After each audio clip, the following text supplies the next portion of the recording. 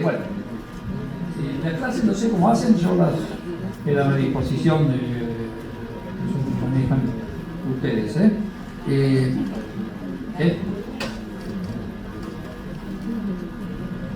Neumonía por micoplasma y clamidia en 14 días, 2 semanas, entre 7 y 14 días, depende del estado de gravedad.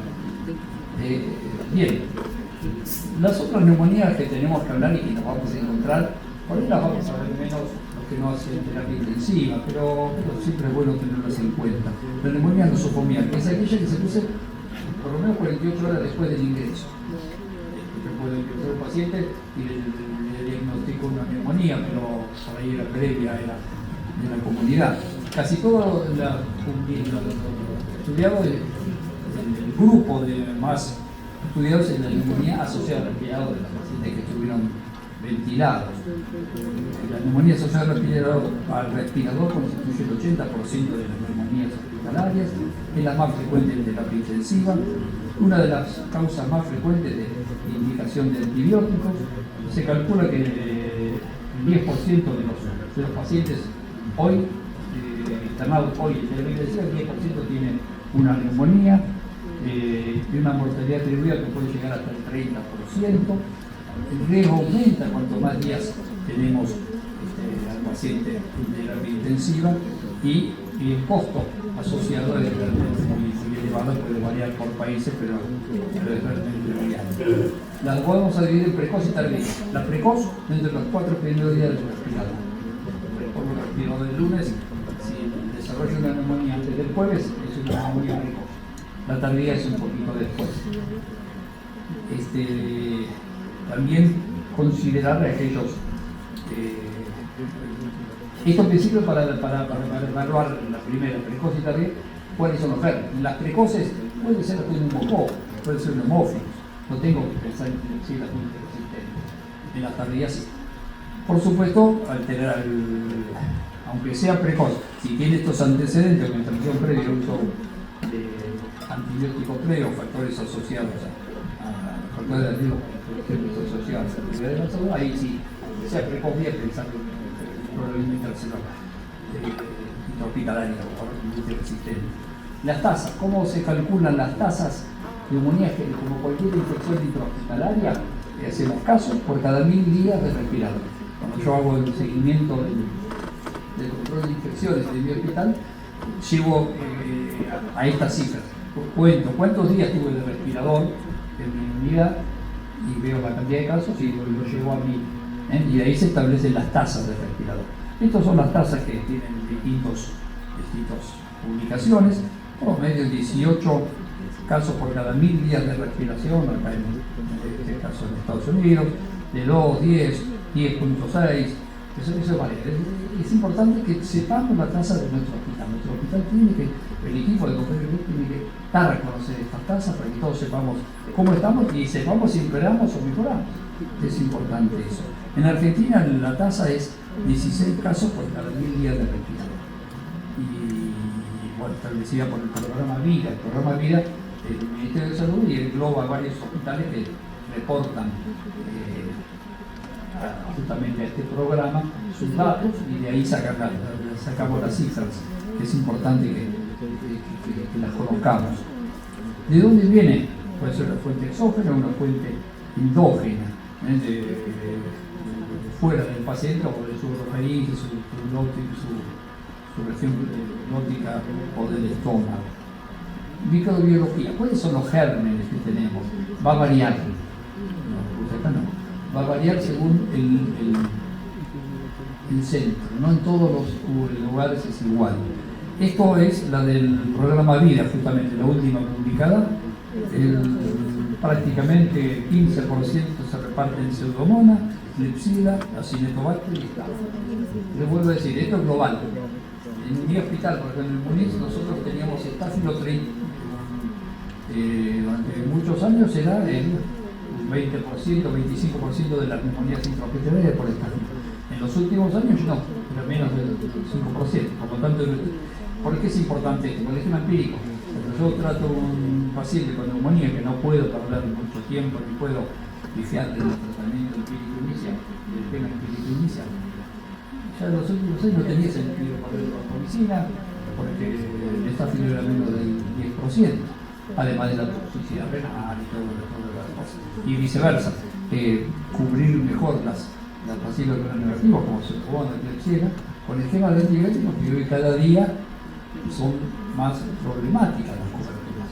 Pero yo tengo que saber, no puedo manejarme yo igual que el hospital austral o que el hospital de clínica. Yo tengo que tener mis cifras y mis esquemas empíricos y renovarlos periódicamente, porque la situación es cambiante. La pandemia fue una bisagra, porque fue tremendo el endeudamiento que tuvimos en casi todos los centros en cuanto a tasas de resistencia a antibióticos, entre otras cosas porque por el miedo, por lo que fuera, usamos mucho antibiótico. Dicho esto con el diario del lunes, por supuesto, en un análisis, usamos demasiado antibiótico. Yo tenía un paciente con COVID y antibiótico y después vemos, no teníamos mucho más para ofrecer, entonces nos cubríamos por ahí, nosotros nos quedamos tranquilos, pero bueno, eso generó una tasa de residencia muy importante. Bueno, ¿cómo es el diagnóstico de una neumonía asociada al respirador?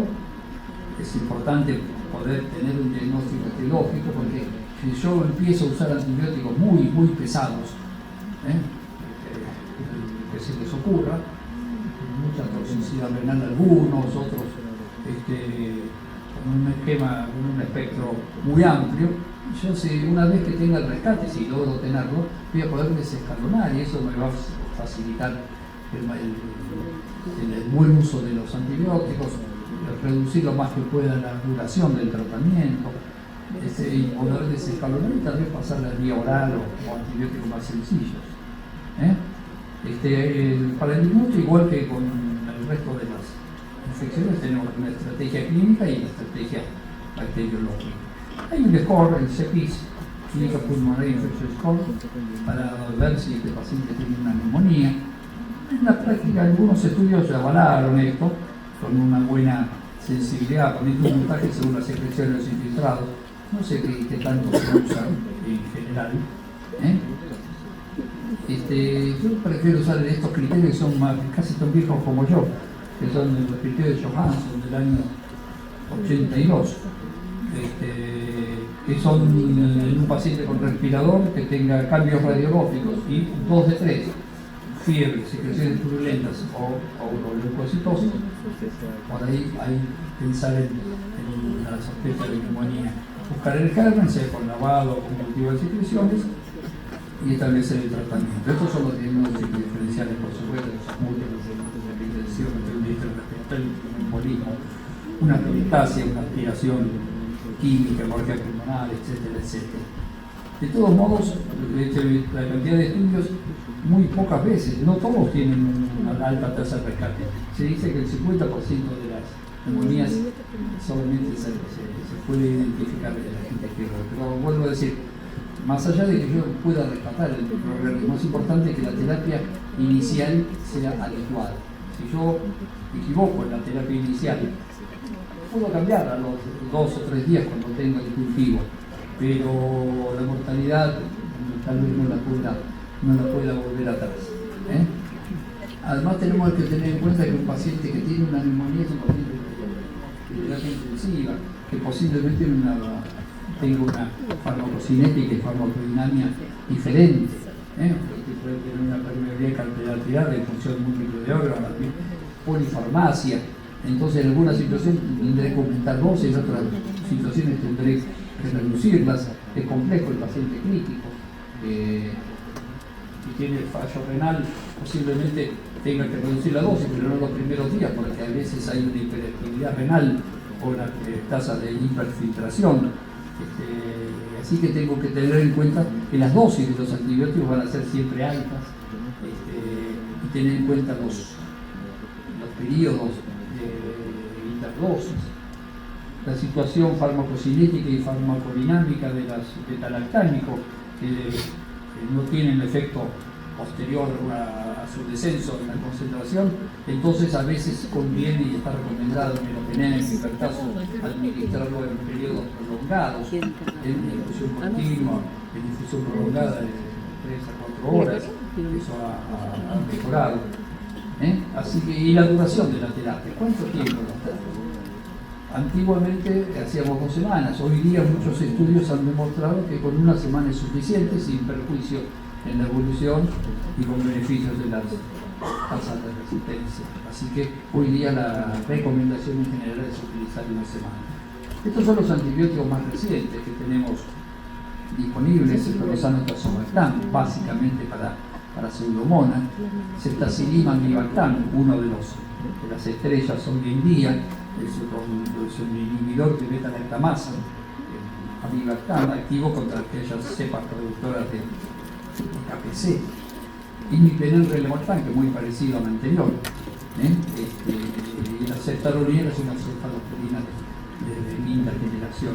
A estos habría que agregarle el Astreonam amivactam, que tengo entendido que próximamente va a salir en el mercado, porque hay situaciones en las cuales los gérmenes producen KPC o beta-lactamasa de espectro extendido, pero hoy día hay metalo-beta-lactamasas, o sea, nuevas diferentes beta-lactamasas que no las conocemos, porque microbiólogos nos advierten que son mucho más largas. El avibactam, ceftazidima avibactam, tiene efecto inhibiendo la carga de la KPC, pero no las beta-lactamasas más duras. Entonces no me alcanza el avibactam para esos casos.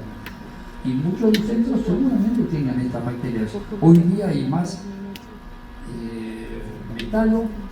beta-lactamasa que KPC en muchos centros. Así que tener en cuenta esa situación. Además son antibióticos que hay que usarlos muy con un criterio muy restrictivo, ¿no? Con un equipo de proa, de multidisciplinario, terapistas, anteriólogos, farmacéuticos, todo para definir los sistemas empíricos que están haciendo. De vancomicina sabemos que hay que utilizar dosis de carga y de mantenimiento, el colitin, utilizar dosis de carga y de mantenimiento también, 300 miligramos en general de carga y luego cada 12 horas, tener en cuenta la insuficiencia renal. Es una combinación de elementos, la cobertura del patógeno, las dosis, el inicio precoz, la vía correcta y la terapia adecuada. No lo puse, pero no está demostrado el uso de antibióticos enzimizados para los pacientes colonizados o afectados por neumonía por mujeres multiresistentes, no ha sido todavía del todo demostrado. Así que es una herramienta que podemos considerar, pero por el momento no está recomendada. Estas son las recomendaciones de la Sociedad de Terapia Intensiva y la Sociedad de Infectología. Lo mismo que decían los criterios viejos de Hansen, con la infiltración pulmonar y dos de los criterios siguientes: temperatura, leucocitosis, secreciones o aumento del requerimiento de oxígeno, se toman la muestra y se inicia tratamiento antibiótico. ¿Con qué? Depende del lugar, vuelvo a decir. Una situación es la cobertura de cocos gram positivos, como vancomicina, alternativa al linezolid, de los gram negativos con ceftazidima, opipertazo, imipenem o cefepime, y en algunos casos los gram negativos multiresistentes como colistina, amicacina, fosfomicina o tigicina. Depende, no puedo dar una receta única, porque son dependiendo de lo que yo tenga en los genes. Nosotros en el MONIS teníamos, nuestro esquema era amicacina, colistina, fosfomicina y tigicina. En los últimos años teníamos que utilizar ese esquema como esquema empírico inicial con las tasas de redeclexina productora de KPC que teníamos. Creo que no me olvido nada y acá, bueno, por supuesto ir ajustando la situación a la respuesta del paciente. Ni bien pueda desescalonar y pasar al diurnal en la medida que sea factible. Y como, dado que cada vez es más difícil tratar a estas neumonías, lo que tenemos que tender es a tratar de no tenerlas. y prevenir. Siempre me llamó mucho la atención, en España había un proyecto, que era el proyecto de neumonía cero, ¿no? De control de infecciones, para tratar de reducir la tasa de infección de neumonía a cero casos. Y lograron grandes avances, pero fue una intensísima campaña con carteles por todos lados, grupos comprometidos, y bueno, y habiendo logrado avanzar bastante. No llegaron a cero, pero bajaron muchísimo. Es una tarea que nos compete a todos los que estamos involucrados, terapistas, enfermeros, kinesiólogos, etcétera, etcétera.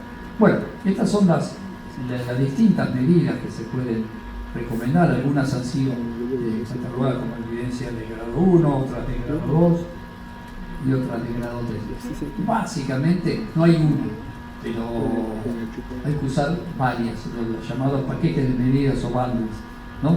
De higiene, los que sobresalen, los que no podemos dejar de tener en cada centro, es el lavado de manos. No nos olvidemos eso. Hicimos una vez en muchos lugares se hace un estudio observacional para ver cuánto se lavaban las manos, disimuladamente anotábamos, y menos de la mitad de los médicos y de los enfermeros se lavaban las manos cuando correspondía. Así que tener en cuenta eso, lavamos las manos siempre que tenemos contacto con el paciente, con el respirador, con los distintos elementos que están alrededor del paciente, etcétera. La cabecera en ángulo de 30 a 45 grados, o los otros de los hombres, la higiene oral 2 o 3 veces por día, la aspiración del nervio subglótico en general a cargo de los kinesiólogos, y el control de la presión del mandíbula. Esas son las medidas que más se recomiendan. Bueno, nada más en cuanto al inmunidad. ¿Tienen alguna pregunta, algún comentario?